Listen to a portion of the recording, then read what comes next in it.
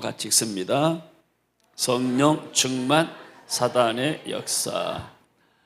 지난 시간에 이어서 계속 우리가 사도행전을 지금 보고 있습니다. 자, 이스라엘 민족은 그의 조상이 아브라함입니다.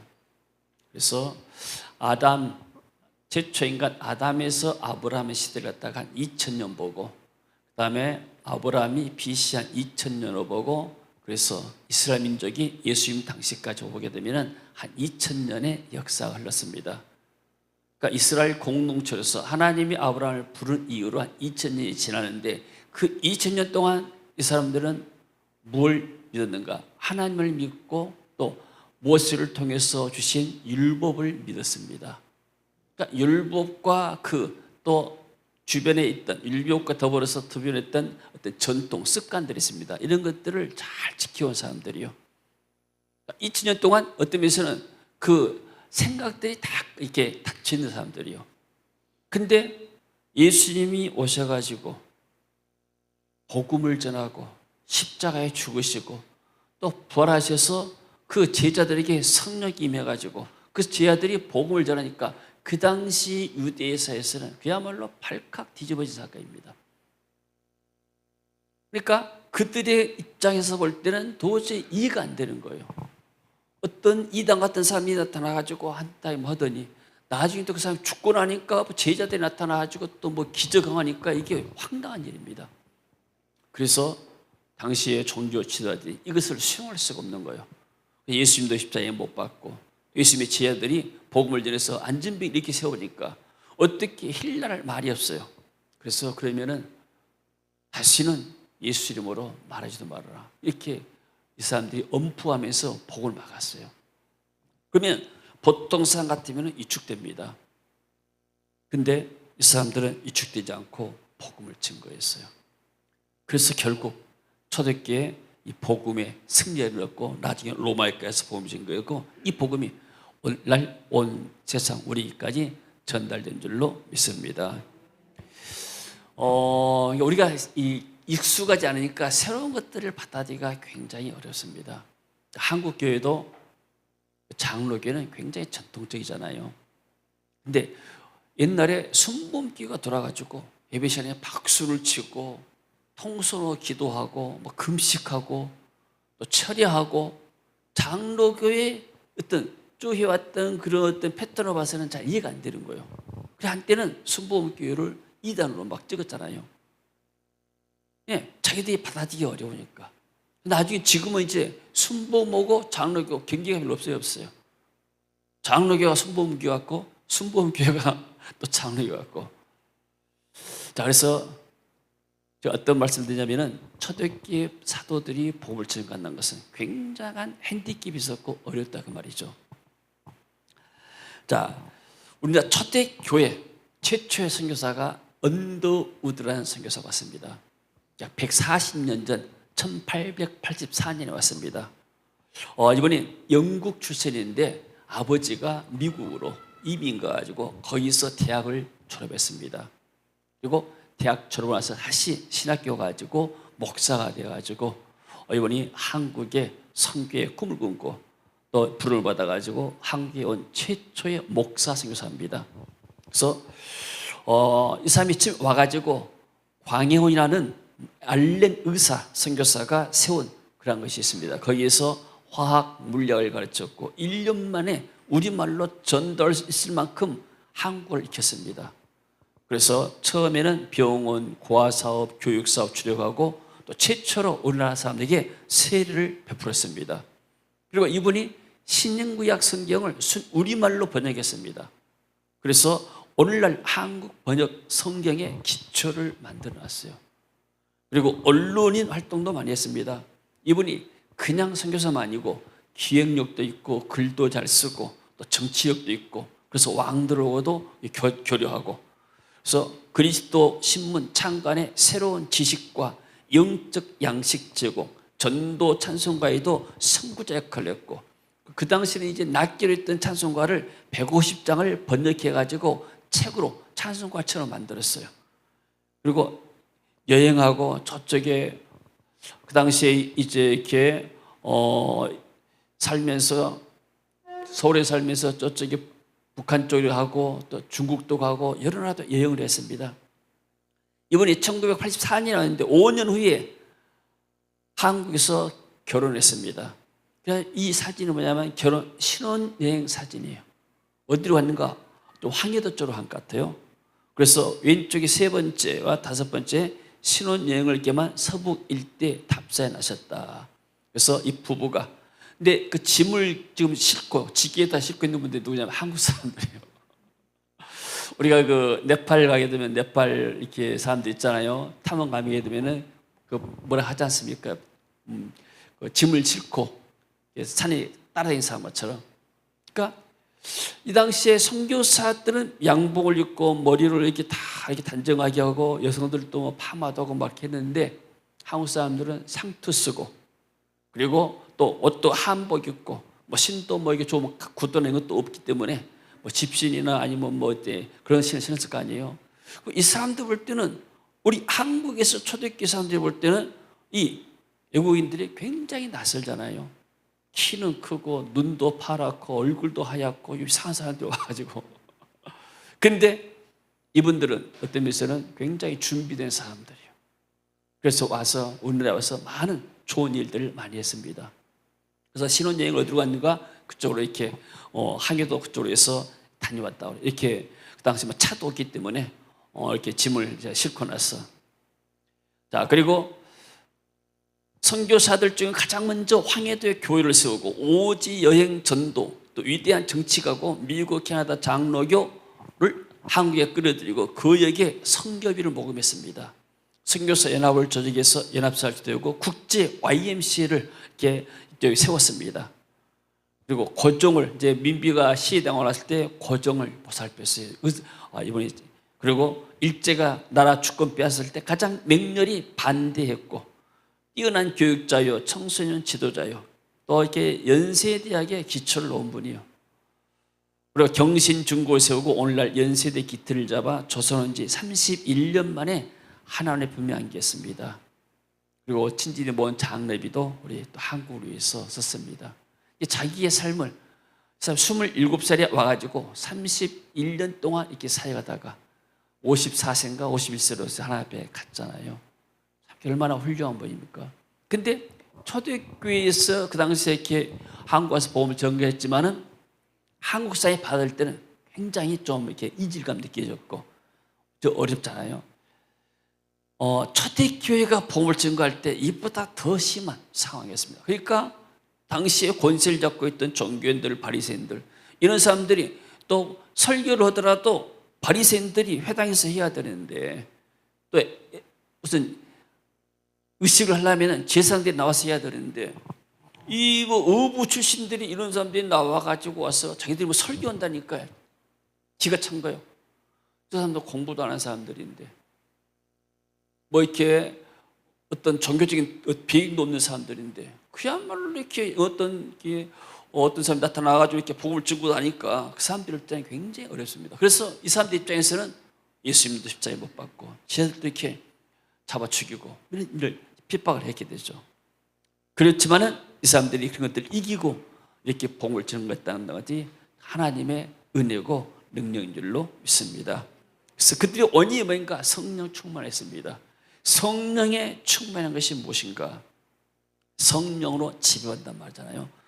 제가 지배 때 잘 설명하지만 이게 술 취하지 말라 이는 방탕한 것이니 오직 성령의 충만을 받아라. 술 취함과 성령 충만과 비슷해요. 그래서 이게 술이 당하게 되면은 내가 이렇게 한 모금 마셔요. 한 모금 마시면 술이 어디가 있어요? 내 안에 있습니다. 난 취하지 않았어요. 잠깐 한 모금 마셔가지고 약간 영향은 있지만은 그러나 취한 건 아니에요. 술에. 내가 예수를 믿고 나게 되면 성령께서 우리 안에 계십니다. 계시면 내 의지로 살아가요. 내 지식, 내 경험으로 살아갑니다. 그러나 술을 계속 1시간이고 2시간이고 밤새도록 마시면 이제 취하는 거예요, 이게. 그러면은 정신이 균형 감각이 없게지고 말이 혀가 꼬그라지고 이상한 방을 내요. 술 먹고 나면 술 먹은 사이에 방을 하는 거예요, 여기. 비틀비틀하고. 왜요? 술에 취해서 움직이기 때문에. 성령도 마찬가지입니다. 우리가 이렇게 주일 예배 와서 1시간 동안 성령의 새술에 취하나요? 말씀을 드리면서 취하고, 찬양하면서 취하고, 기도하면서 취하고, 취하다 보게 되면은 성령께서 내 생각을 컨트롤하고 내 마음을 주장하고, 그래서 내가 성령의 인도를 받고 성령의 지배받는 삶을 사는 겁니다. 자, 세례를 받게 되면 물세례를 받잖아요. 물에 들어가야 되면 우리 마음대로 움직일 수가 없어요. 물이 나를 지배해 가요. 물세례입니다. 성령 세례는 성령이 나를 이렇게 지배해 가는 겁니다. 이것다가 성령 세례, 성령 충만이라고 표현합니다. 그러니까 이 사람들이 그야말로 어떤 면에서는 공부도 못한 무식한 사람들이었고 단순한 사람들이었지만은 제사장이 바리새인들이 할 수 없는 메시지를 증거하고 그런 권세와 능력이 나타난 거예요. 그래서 초대교회 복음이 오늘날까지 우리에게 전달된 줄로 믿습니다. 자, 그래서 종교 지도자들은 사도들을 위협했죠. 그들을 불러 경고하여 도무지 예수 이름으로 말하지도 말고 가르치지도 말라. 사실을 부인할 수 없지만은 그러나 이 사람들이 할 수 있는 것이 자기들 권세로 누른 거예요. 만약에 너희들이 더 이상 예수 이름으로 하게 되면 너희들을 잡아 죽이겠다. 그래서 실제로 이 사울이라는 사람이 제사장에게 고문 받아가서 예수 믿는 사람들, 복음 전하는 사람들 잡아 죽이려고 했잖아요. 이렇게 위협하고 협박했죠. 관리들이 백성들 때문에 그들을 어떻게 처벌할지 방법을 찾지 못하고 다시 위협하여 놓아주었다. 이는 모든 사람이 그된 일을 보고 하나님께 영광을 돌림이라. 자, 이들로 봤을 때는 좀 이렇게 황당한 일이죠. 자기들의 체제를 움직여 가야 되는데 자기들의 질서를 깨뜨려 버린 거예요. 이단아처럼. 지난번에 이렇게 썰러나 왔는데 한 청년 목사가 왔어요. 21살인데 이 사람이 16살 때 5년 전에 2019년인데 우리 GBS 와서 이제 갔죠. 이렇게 고등학생으로서. 그래가지고 가서 이제 목사가 돼가지고 목사를 안수받으라고요. 그리고 이 사람이 또 자기 또 교단에 일련 목사하고 설란의 그 아야오 목사님을 이렇게 같이 인도해가지고 같은 그룹에 하기 만들고. 우리가 이제 첫날 가니까 오후부터 시작되는데 이 사람이 이제 왜 강사로 썼냐면은 거기 이제 아야오 부인이 그 사람 연결돼 있기 때문에 또 같은 배치, 같은 동기에 여기 와서 훈련받아서 하기 때문에 목사님이 청년 사역자인데 그 사람을 강사로 한 사람 이렇게 써야 되겠습니다. 강사 세워달라고 그래요. 그래서 알았다. 한 과목 줄란다고 해가지고 진로 첫 시간 회개 시간을 줬어요. 우리가 이제 도착하니까 이제 강의가 시작되고 강의하고 있더라고요. 근데 이렇게 메시지를 아주 이렇게 힘있게 잘 전해요. 그리고 보통 우리 이제 GBS 사역은 사역이 중심인데 사역도 사람도 잘해요. 근데 나이는 21살밖에 안 됐어요. 내가 생각했어요. 우리 한국에 20살이면 대학생 1, 2학년들인데 우리 한국은 30살, 40살이 되어도 설교를 하면 설교 좀 못하는데 이건 나이는 21살인데 하는 것은 41살처럼 20년 후 느낌. 얘가 굉장히 이렇게 성숙하고 막 그러더라고요. 근데 내 마음에 선뜻할 받아지 않아져요. 21살이면 너 공부해야 할 텐데 한 30살까지는 공부해야 되는데 그런 마음이 들더라고요. 한국에서 목사 되려면은 대학 4년 나와야죠. 신대원 3년 나와야죠. 7년이죠. 그다음 강도사 1년 하죠. 그다음에 목사 1년 고시보죠. 9년 걸립니다. 중간에 한 번 좀 쉬면 10년 걸리고 10년은 공부해야 목사가 되고 의사 되려면 보통 10년 동안 더 이상 공부하잖아요. 전문직에 올라가려면 쉽지가 않습니다. 그런데 필리핀은 어떤 이렇게 좀 이렇게 과정이 짧아도 그냥 목사 안수 좁은 거예요. 그래서 우리 한국의 정서에서 봤을 때는 잘 받아들이기 어려워 이게. 근데 그쪽에서는 이게 그냥 일상화 된 거예요.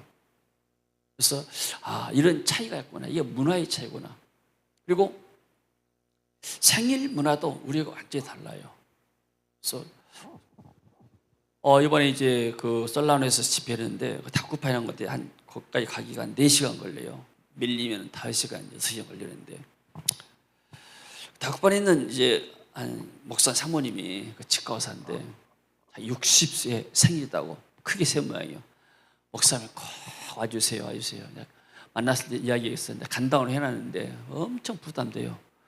집회도 컨퍼런스 다니는데 남의 그 생일잔치에 내가 가야 되는 거야.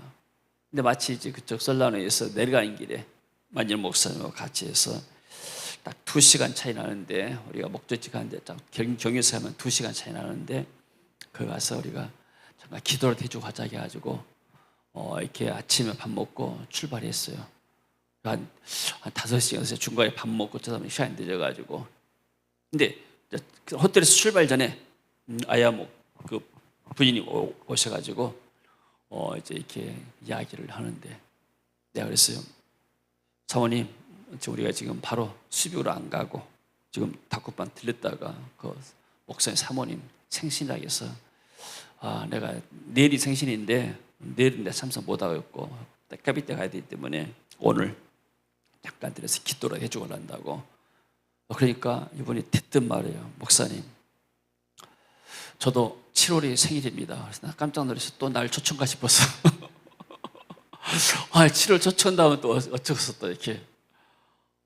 근데 그 21살짜리 그 청년 목사는 날 또 초청해. 목사님, 15일이 제 생일입니다. 토요일 날. 내가 1년 목사님하고 데이스 목사님 바탕 가서 초청했는데 목사님도 오세요. 이 사람아, 나는 한국가인이 그때. 그렇게 초청하면 나 부담이 돼요. 혹시 또 7월 며칠 날짜 잡아가지고 나 또 오라 갈까 싶어가지고. 근데 저는 생일잔치 안 하기로 했습니다. 그래요. 좀 안심이 되더라고요. 날 초청 안 하니까. 근데 목사님, 제가 이 사람도 좀 기념일이 좀 큰 것 같아요. 그래서 나는 이번에 잔치 안 하고 그 돈 가지고 내가 이 청소년 지금 1박 2일 유스닝 카운터인데 내가 경비를 다 됐습니다. 이 사람들 식비, 그리고 또 강사들 식비, 또 이렇게 호텔 뭐 하는 것, 모든 것들을 다 했습니다. 그리고 알룸나이 한 목사님이 좀 약간 도왔는데, 음식 도왔는데 거의 다 제가 커버를 했습니다. 그래요.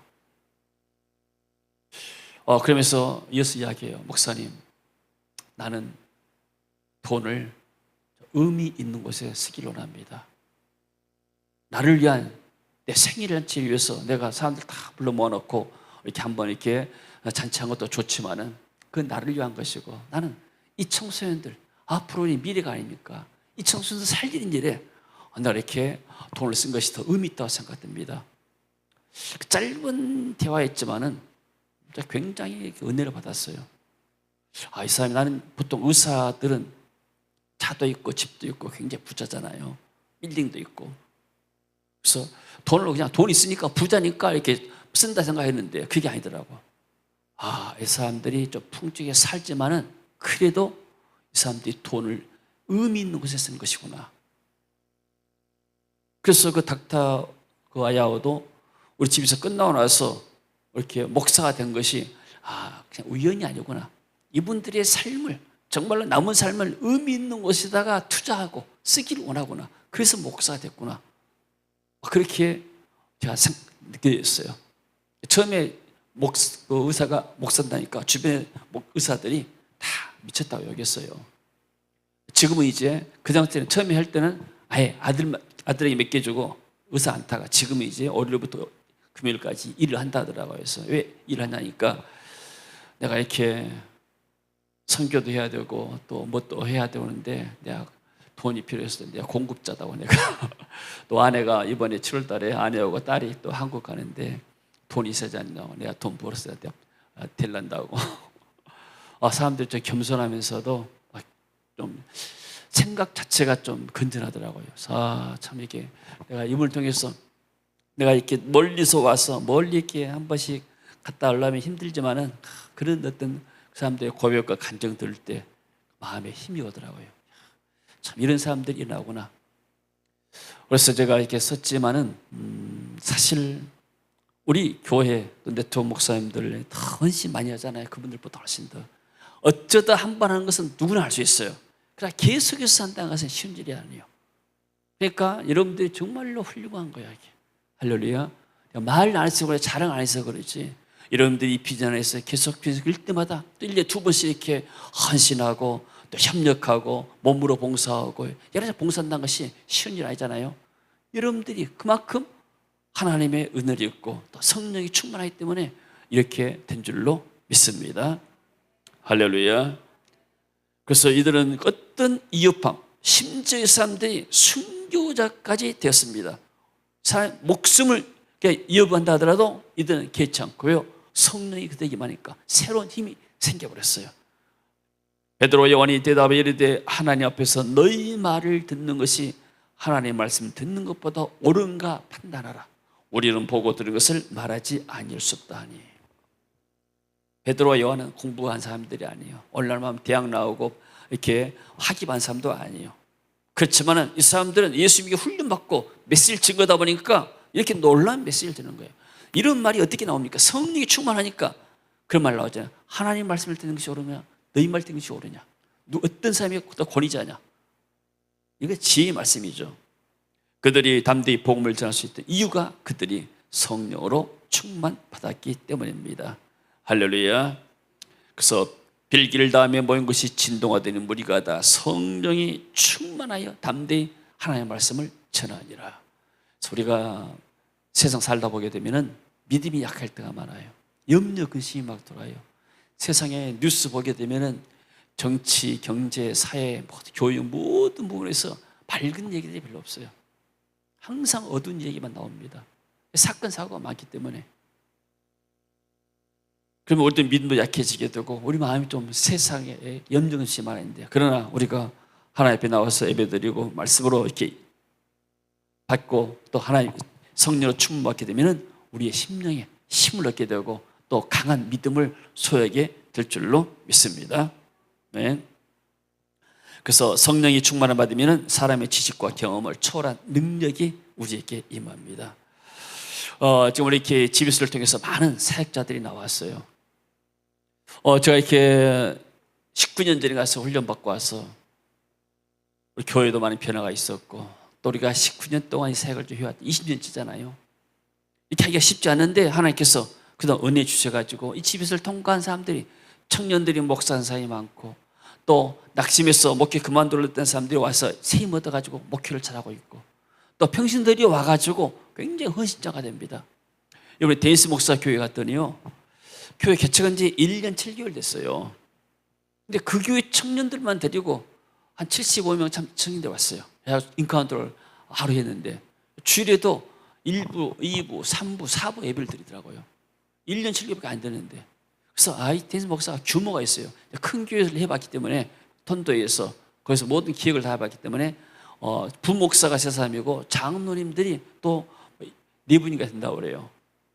그래서 이 교회가 지금 1년 7개월밖에 안 되는데 앞으로 이 까비떼에서 큰 영향력 있는 교회가 되었구나, 그런 생각을 했어요. 그리고 지난번에 데이스 목사님과 같이 해서 여자 장로 2분이 왔어요. 이제 우리는 장로라는데 그것은 이사라고 그래요. 보드라고 하는데 이사회를 만들어요. 교회가 이사회를 만들어가지고 이제 그 당회, 우리만 당회인데 그렇게 하더라고요. 그래서 장로 2분 여자 와가지고 이분들 와서 우리 이제 목사님 아니면은 평신도들 별로 신경 안 쓰는데 이분들이 굉장히 은혜를 받고 왔어요.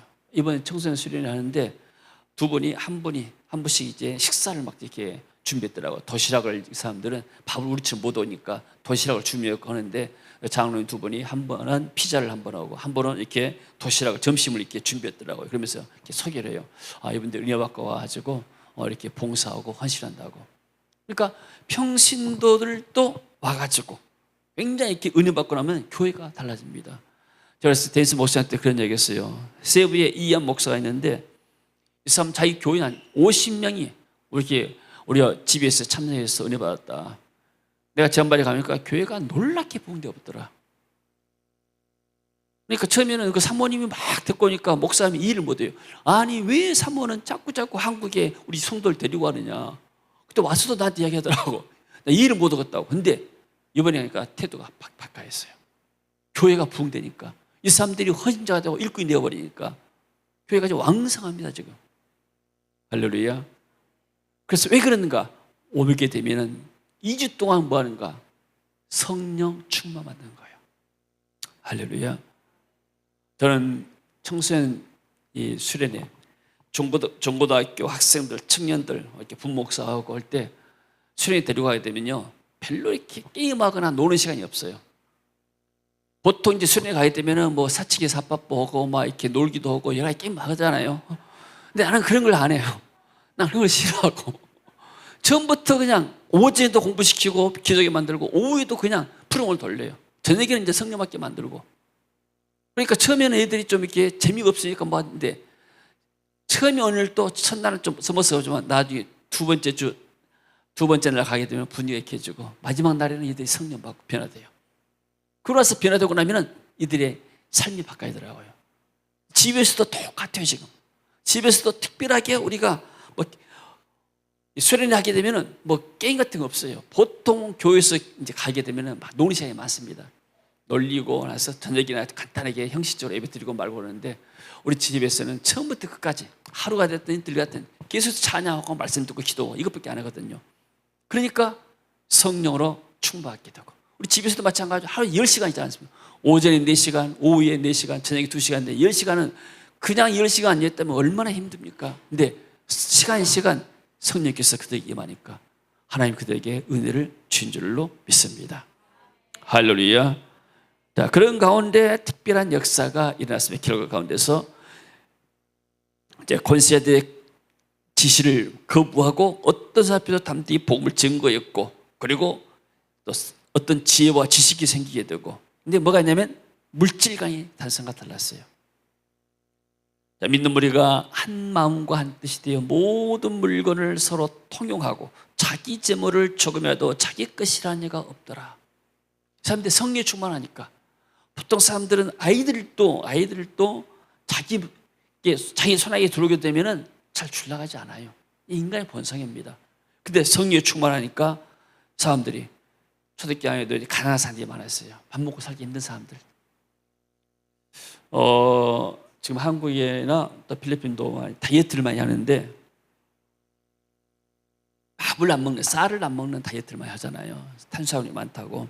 저도 이제 한국에서는 이제 밥도 이제 반 공기씩만 먹으려고 막 그러는데 필리핀에 갔을 때 느낀 게 뭐냐면은 참 이렇게 밥 안 먹고 대했던 사람들은 최고의 축복받은 상류층 사람들이다. 나는 필리핀 가니까 밥밖에 먹을 것이 없어요. 밥을 안 먹으면은 이게 영향이 안 드는 거, 음식이 안 맞고, 더구나 이제 그래도 도시에 오면은 한 식당도 있고 그러는데 현지 가게 되면은 김치도 막 또 음식 자기도 내놓는데 입맛이 안 맞아요. 짜고 달고, 그러니까 먹는 시중만 한 거예요. 근데 그것도 밥이 없으면은 끈이가 안 되는 거예요. 이게 어떻게 하면 밥 안 먹으려 해도. 그래서 느낀 게 뭐냐면은 밥 먹고 대던 사람들은 최고 상류층의 사람들이다. 그걸 느꼈어요. 한국 사람들은 지금 이렇게 밥을 아니면 안 먹고 뭐 하잖아요. 여러분들 좀 최고 상류층의 사람들입니다. 선교지 가볼 때는 밥이 없어서 쌀이 없어서 굶는 사람이 많잖아요. 초대교회도 마찬가지로 가난한 사람 많았어요. 그러니까 쌀이 없으니까 서로 좀 팔아가지고 쌀도 주고 구지도 하고 초대교회 이런 일을 많이 했습니다. 그들의 재산과 소유를 복음 전파를 위해서 이 사람도 같이 힘을 다하고 같이 기도하자, 같이 복음 전하자 하면서 같이 이제 공동 생활을 한 것입니다. 그 중에 가난한 사람이 없었다고 그랬어요. 밥이 굶은 사람이 없었다. 교회가 이렇게 서로 공동체하면서 나눠주고 이런 밭과 집이 있는 자는 팔아서 그 판 것의 값을 가져다가 사도들의 발 앞에, 사도들의 발 앞이라는 것은 교회 대표이기 때문에 교회에 두며 그들이 각 사람의 필요를 따라서 나눠주면 그래서 이제 구제가 일어납니다. 또 6장에 가면 구제하다 보니까 또 문제가 생겨가지고 또 이제 직분자를 세우게 되죠. 자, 그 중에 바나바라는 사람이 나옵니다. 이제 바나바 나오는데 구브로에서 난 레이족이 뭐 제사장 집안들이죠. 요셉이라 사도들이 그라 바나바라 번역하면 이로의 아들이라 쉽게 말하면 이 사람은 다른 사람들 잘 이루한 것 같아요. 그가 밭이 있으며 팔아 그 값을 가지고 사도들의 발 앞에 두니라. 그러니까 이 사람도 대표적으로 한 사람 살았습니다. 이 바나바라는 사람이 있는데 이 사람은 자기의 땅을 팔아가지고 교회에다가 해서 가난한 사람들 죽이게끔 복음 전파를 위해서 헌신했다. 자, 바나바는 이 큰 헌신 후에 복음 전하는 사도가 되었습니다.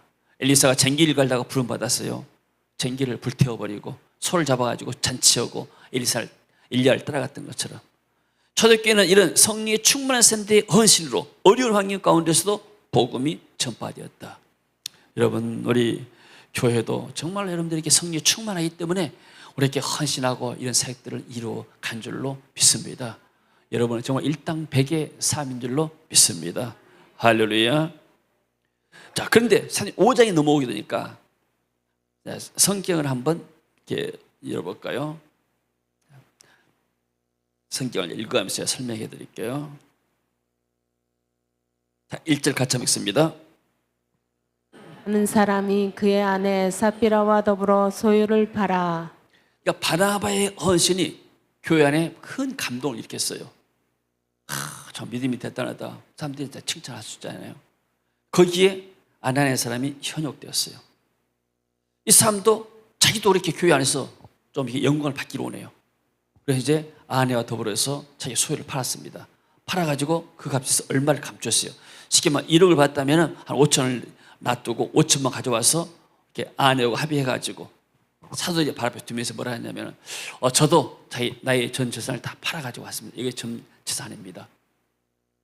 보통 사람이 얼마나 감동했어요. 근데 성령께서 베드로의 마음속에 임하는 거예요. 베드로가 말하죠. 아나니아야, 어찌하여 사단이 너의 마음에 가득하여. 자, 바나바나 초대교회 성도는 성령이 가득했는데, 충만했는데 이 사람은 그 안에도 사단의 마음. 왜 사단이 가득하냐? 마음의 어떤 시기심, 질투, 자기 또 교만, 자기 영광 받고 싶은 이런 마음, 탐욕, 이런 것들 통해서 사단이 그 마음속에 역사하는 거예요. 그러니까 네가 땅값 얼마를 속이고 네가 성령을 속이고 땅값 얼마를 감췄느냐. 교회가 요구한 적이 없어요.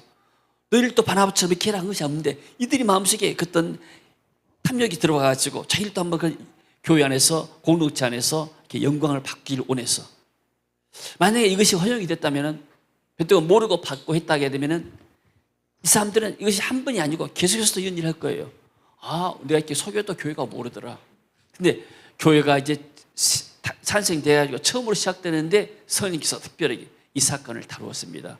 그래서 본보기로 이렇게 교회라는 것은 이렇게 성령을 속인 것이 아니다. 하나님을 속인 것이 아니다. 땅이 그대로 있을 때 내 땅이 아니며 판 위에도 내 마음대로 할 수가 없더냐. 어찌하여 이를 내 마음에 두었느냐. 사람에게 거짓말한 것이 하나님께 한 것이다.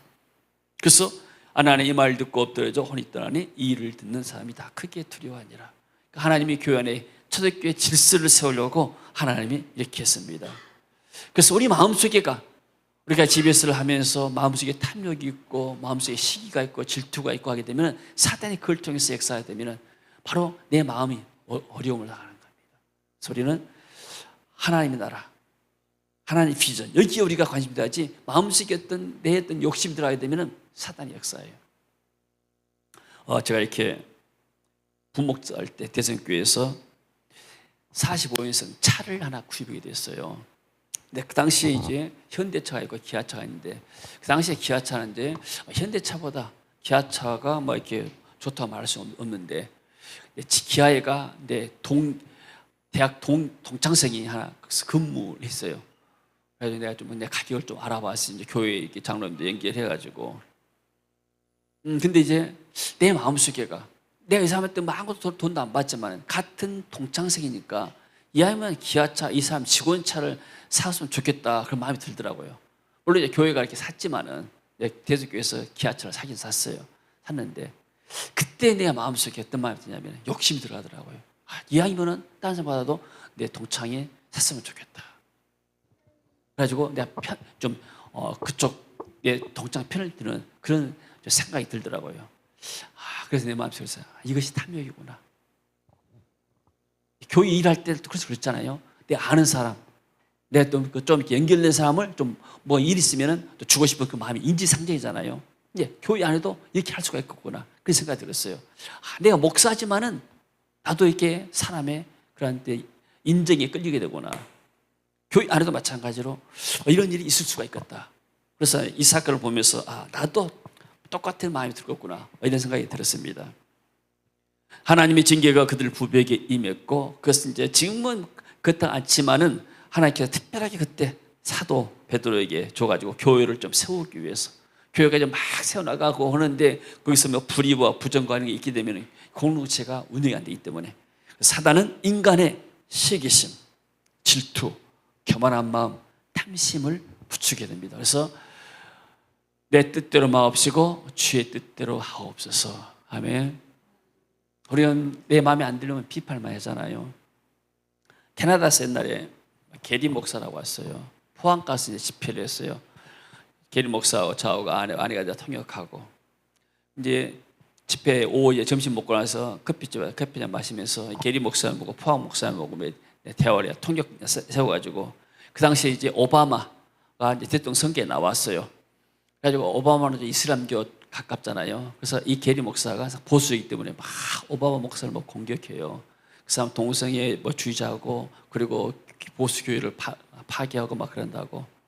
막 둘이 뭐 쿵짝에 맞아야지. 난 옆에 듣고만 있었어요. 나중에 이제 게리 목사한테 물어봐요. 패스터, 당신은 어떻게 생각해요? 오바마를. 그래서 저는 오바마 비난하지 않습니다. 왜냐하면 오바마 오자오고 나 오고 나하고 똑같은 성이라, 성이 똑같아서 내가 그 사람 비판하는데, 농담을 했는데 웃더라고요. 써냄이 같으니까 난 비판을 안 한다. 물론 우리가 그런 일에 같이 열을 내가지고, 나도 뭐 기독교이기 때문에 뭐 이슬람 별로 안 좋아하고 동성애 안 좋아하기 때문에 할 수 있지만은, 내가 그 사람 비판해봐야 뭐 하겠냐. 내가 비판한다고 그 사람이 대통령 되고 안 되고 한 것도 아니고, 내 입만, 내 생각만 이렇게 어두워주고 그러잖아요. 그래서 우리가 정부나 또는 여러 가지 이렇게 사회나 교육이나 주변에 보게 되면 비판을, 내 마음에 안 드는 것이 많잖아요. 근데 성경은 주님께 말씀하셨잖아요. 비판을 받지 아니하거든 비판하지 말아라. 그걸 보면서 내 자신을 경계로 삼고 내 자신을 되돌아보는 계기가 되어라, 이렇게 하고 있어요. 그것이 우리가 편합니다. 내가 괜히 혈기 내가지고 막 비판하면은 그것이 다 옳은 이야기 같지만은 내 심령에는 사단이 역사해버려요. 평화가 깨져버립니다. 기쁨이 사라져버려요. 부부간에도 비판이 시작하게 되면 비판이 시작하자마자 사단이 마음이 역사하잖아요. 평화가 깨져버리잖아요.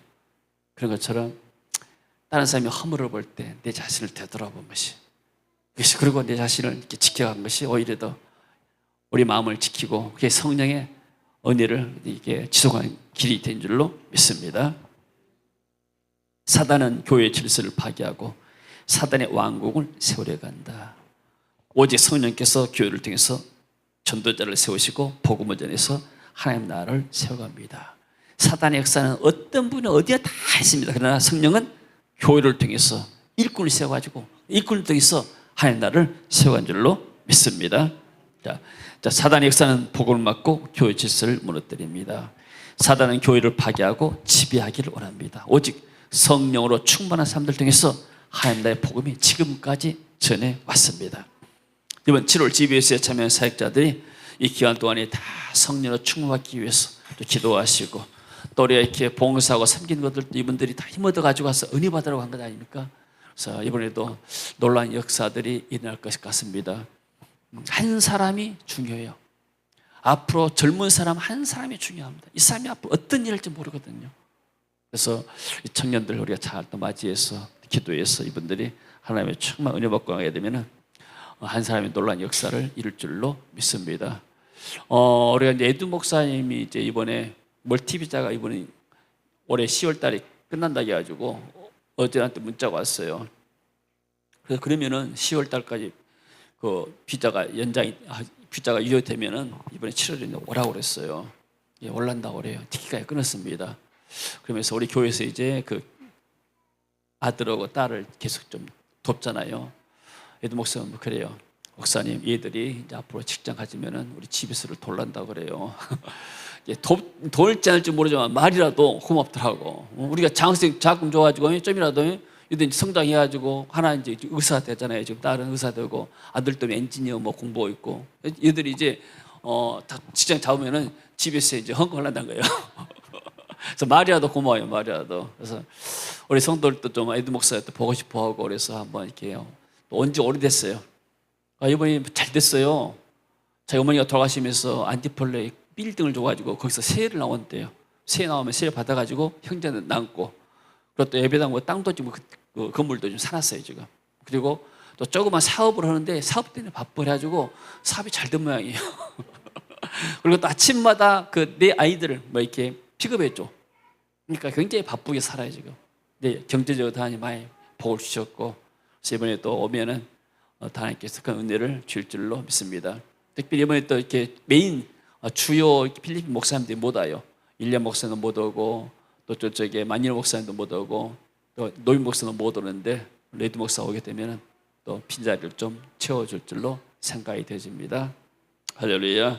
자, 기도합니다. 주님 은혜를 감사드립니다. 우리가 오직 성령이 충만받아서 세상을 이기고 죄를 이기고 우리가 복음을 땅 끝까지 증거대로 축복하시고 특별히 이번 GBS 7월 GBS를 축복하셔서 젊은이들이 하나님 은혜 받고 그들이 온 땅에서 복음이 증인되는 제자되는 놀라운 역사를 베풀어 주옵소서. 준비한 저들에게도 하나님께서 우리에게 성령의 충만 주시고 성령의 인도받아서 우리가 헌신할 수 있는 은혜의 길들을 열어 주시옵소서.